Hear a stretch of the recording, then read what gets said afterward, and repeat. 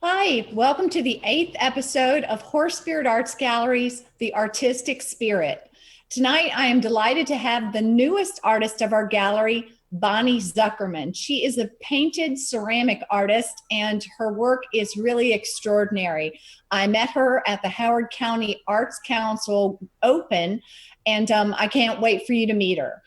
First, I'd like to explain how the show works. And so I'd like to introduce you to Rob Hix, and he is the brainchild behind these video series. He's the producer and the reason this is all possible. So Rob, come on screen.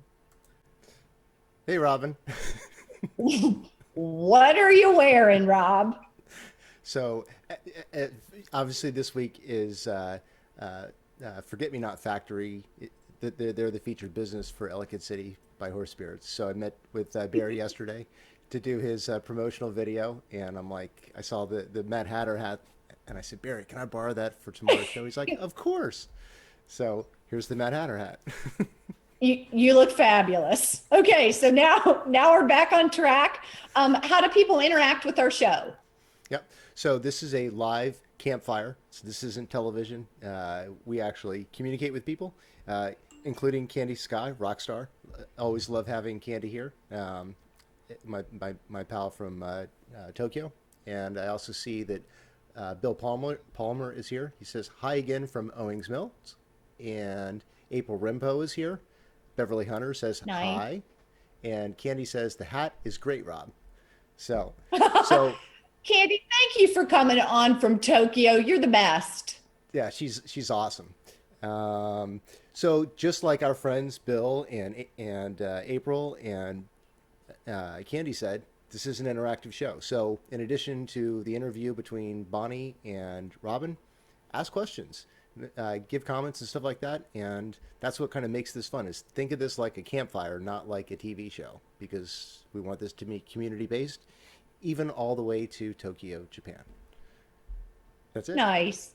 Well, Mad Hatter, you have been awesome. So here we go. Let me tell you a few things about Bonnie that Bonnie probably wouldn't tell you herself. First of all, she graduated from Towson University here in Maryland with a degree as an art illustrator.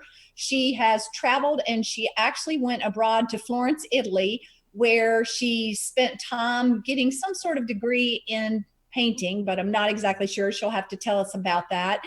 And the other thing is she learned that she loves to travel. So she has been to Tanzania, she's been to Thailand, and I'll bet that influenced her art, but we're going to hear all about it. So let me welcome Bonnie Zuckerman. Hi, everyone. Hi, Robin. It's so nice to be here. It's wonderful to have you. It's wonderful to have you. So Bonnie, tell us about your art. What do you do? So I do hand-painted ceramics right now. I've actually worked in a lot of different mediums, but I started painting ceramics. I went with a friend one day to the pottery stop in Ellicott City, and I tried it just on a whim because she said it was fun. And I didn't think you'd be able to make anything really unusual or beautiful, and I was totally wrong. So sometimes it's nice to be wrong. I got addicted to it, and I started using a wax resist technique, which I use in all my pieces. And I just love doing lots of detail and to create really fairy tale kind of magical scenes on my pieces. Well, that's wonderful. You know what would probably help at this point? Can you hold up the piece that you have just so people know what we're talking about here? Sure. So I actually just finished this piece this week. It just came out of firing like 2 days ago.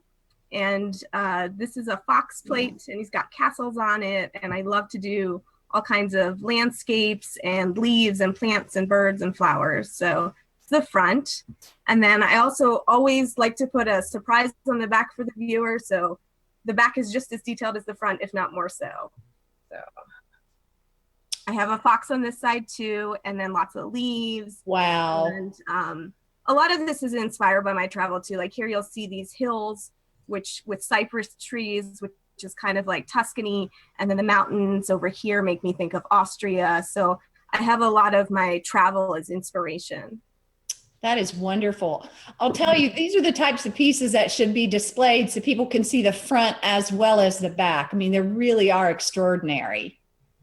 Thank you. So I believe that you have had a passion for creating art since a very young age. So tell us about that.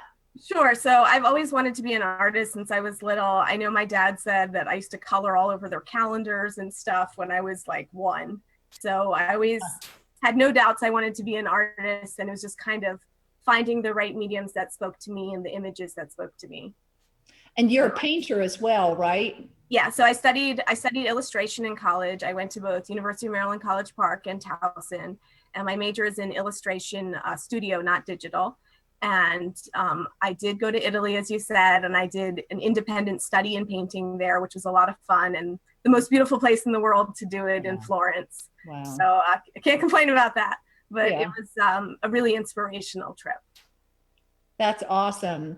Well, are you ready to show people sort of a field trip of how you work and where you do your work? Yes, I would love that. Okay, here we go.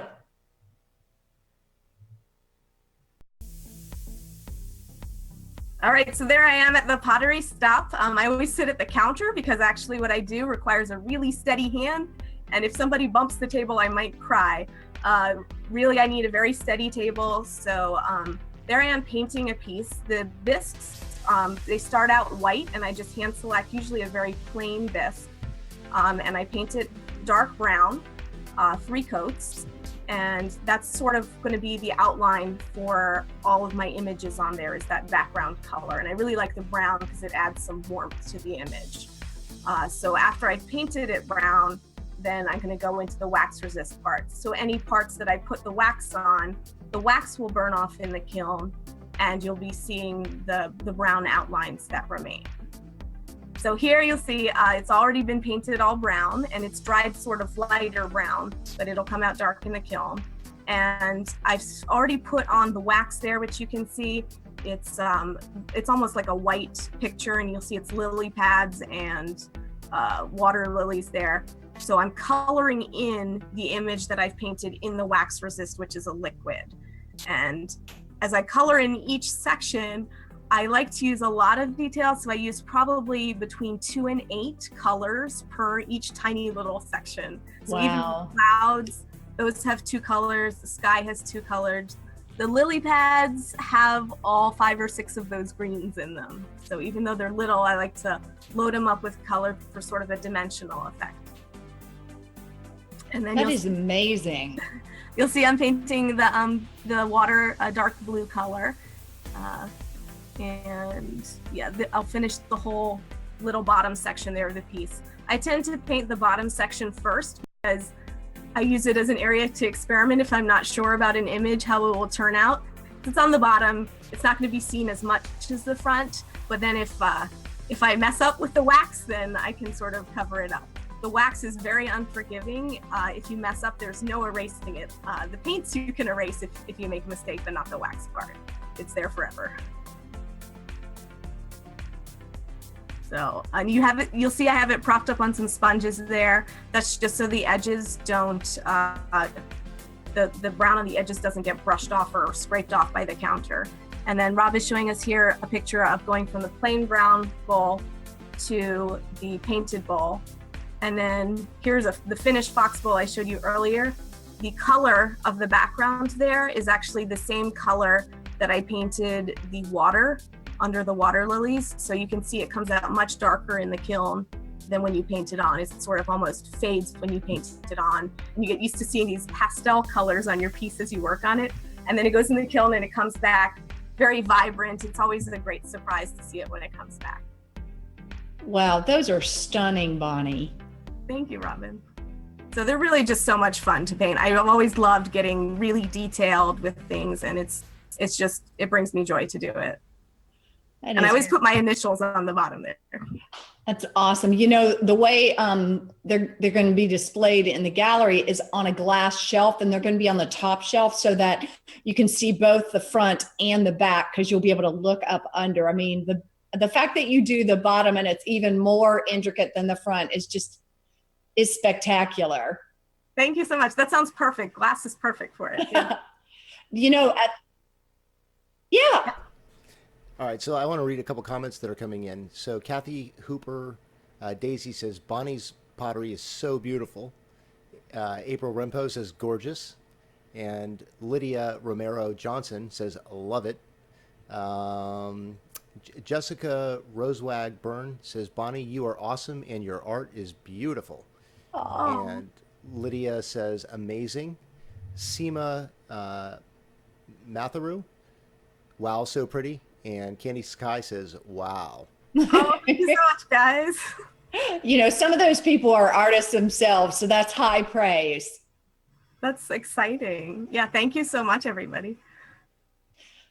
So, Bonnie, are you ready to show us the art that you brought us to the gallery? Yes, absolutely. All right, Mr. Rob, over to you. Okay, so this is one of the first pieces I actually painted in this style. This is like, I like the shape of a bird. I have birds at home. I have 2 cockatiels. I grew up with birds. I love everything about birds. So I like the shape, and then I put a bird sort of in the eye area, which I thought would be a nice focal point to start in. And I love painting strawberries. They're bright and colorful. I actually don't like to eat them at all, but I like the way they look. So I added those, and I wanted it to be a lot of different nature images. That's really what inspired me here. And I don't think there's a picture of the back of this piece, but it's actually very similar. It's just as detailed. It has the same kind of images, you know, rays of sunshine and trees and grass and water and clouds and everything. Okay, this is another piece. This was the one I finished just before the plate I showed earlier. This is my Castles and Fox plate, and this is the front of the piece. And I wanted to do a repetition of my design over it to sort of make you think about a traditional dish motif as well. And I loved the negative space in the middle of the piece, and I just left it no trees or clouds interrupting, because I think it's just beautiful to have the sky speak for itself. Yeah. You'll see the Tuscany scene on the bottom there too. And then this is the back. This was the first time I tried drawing this fox guy here, and I tried him out on the back first since he was an experiment. And I liked how he turned out, so I repeated him. But yeah, I have the same mountains and flowers that you'll see on the other piece that I just finished. And my initials are in there somewhere on the bottom.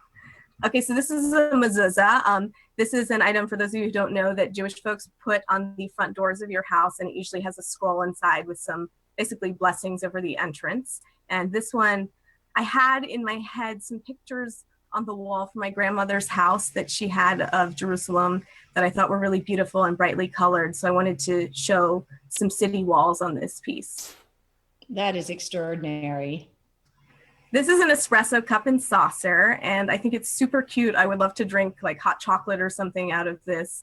It has similar birds and strawberries and sunshine and trees as the bird plate I showed earlier. The back also, it's not shown here, but it has a little sunset on it and like purple and pink clouds, and it's very cheerful and sort of magical. Oh, this is a good one. So this is my turtle's house plate. And actually the idea for this came to me in a boring conference about program management. And I was doodling, and I doodled a sketch of sort of an animal stack of a turtle on a house with a bird on top of him. And I had a sketch for this. I usually don't sketch out my pieces in advance or pre-plan them at all. I just work from an image in my head. And this one I had a sketch for, and I transferred it onto the plate, and it was a lot of fun to do, and sort of, it's whimsical, and I love having animals in my piece, and you'll see all the birds too. This is my favorite piece. This is my fairy tale bowl. I probably spent about 40 hours making this bowl because it's a super high level of detail.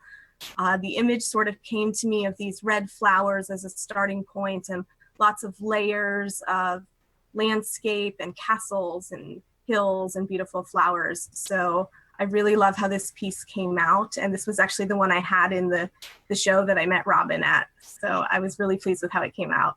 And one of the artists in the gallery, Chris Gercio, who's a fused glass artist, bought that bowl like that. Yeah, Chris is amazing. And I was just so touched. I couldn't be happier that it went to such a nice home. Well, I'll tell you, I foresee that your art will be collectible items because it's just the type of thing you can't just have one. There'll be multiple Bonnie Zuckermans in your home. Oh, that's so exciting. Well, listen, aside from coming up with the design in a boring program management meeting, which is hilarious, where do you get your inspiration for a particular piece?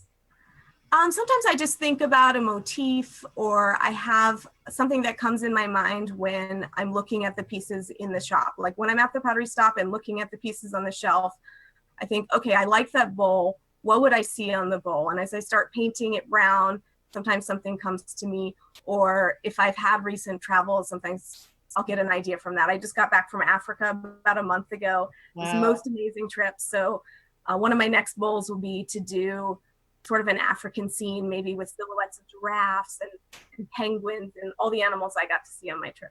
Well, do you take photos while you're there so it reminds you when you get back? Yes, millions of photos. There we go. There we go. Yeah.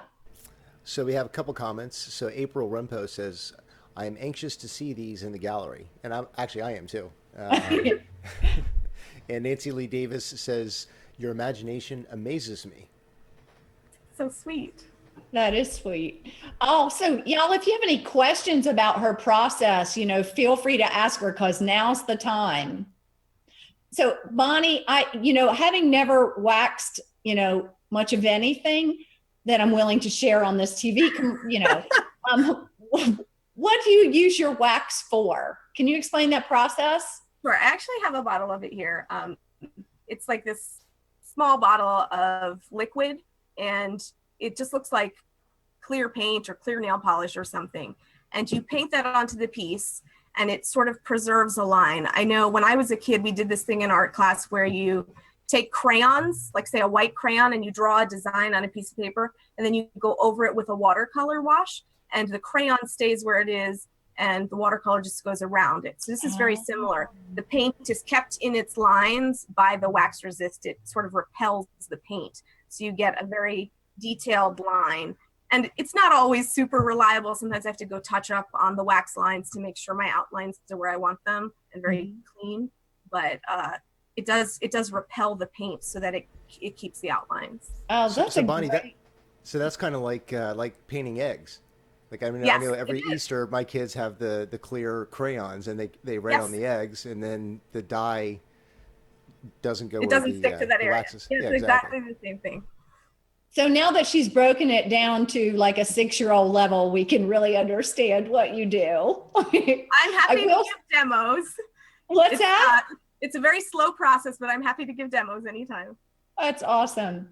Well, I'll tell you, Bonnie, you must be an exceptional painter to be able to pull this off, because the detail, the use of color, it's really impressive. Thank you. Yeah, you see in the videos, like I'm usually holding my arm because it does require a super steady hand. I'm sometimes making weird faces, like peering at the pottery very closely, like that. Yeah, like that weird face. But yeah, I pay a lot of attention to the details, and I really enjoyed that. Do you ever consider painting, not on pottery, but just painting on a canvas, or, in your future? Yeah, I mean, I've always done that too. That's basically what I did in college, is I painted on canvas. I've done a lot of different kinds of illustration. I do watercolors also. I always bring my sketchbook with me when I travel and paint watercolors of Africa or wherever. And that way I have an image to remember it by. Well, I look forward to seeing those. I have to tell you, when artists come in the gallery, I invite them in based on a certain medium that's just spectacular. And then I find out they do all this other work. In fact, we have one artist in the gallery who I think does 4 different media. It's Rona Schoenwall. She paints abstract work. She does sculptures out of metal, bronze. She does sculptures out of ceramic. And, she's a photographer. So, I mean, y'all are just incredible how diverse you are. Yeah, it's nice to try and express the same thing in different mediums sometimes. I do a lot of collage also, and I like cutting and gluing things. That's a lot of fun in addition to painting. Well, I can't wait to see what else you have. Sure, yeah. All right, so, Hey, Bill Palmer made a quick statement. He said, "I agree. Praise from an artist to another artist is an extra special feeling. I know as an artist myself, it means a lot. Looking forward to visiting the gallery soon. The Artistic Live series is great." And then Carlos Zepeda is with us, and he says, "Lovely art, very nice." Oh, thank you. nice. Thanks, you guys. That means a lot. Bonnie, what would you say to a brand new artist coming in and they walk into a pottery place? What would you say to them? I mean, it's really all about finding how the medium works for you. So if I hadn't found the wax resist, I think I would have found a different way to do the same kind of images. I've always been attracted to sort of a stained glass look. Like even when I worked in college in a fibers class and we did stuff with beads, I found a way to weave with the beads to make a stained glass image. So the images that resonate in your mind, I think, stay there for a reason, and that's who you are as an artist, and you should explore them until you feel like they're done and they said what they need to say. That's wonderful. You know, sometimes I have people who come into the gallery and they clearly love art and they stay here a long time. And then they, you know, I ask them what they like and I ask them if they're an artist and they're like, oh no, I have no artistic talent. And I always point out to them, well, you know, you've just spent the last 45 minutes in an art gallery. There's a pretty good chance you have some artistic talent. What would you say to people trying to find their niche?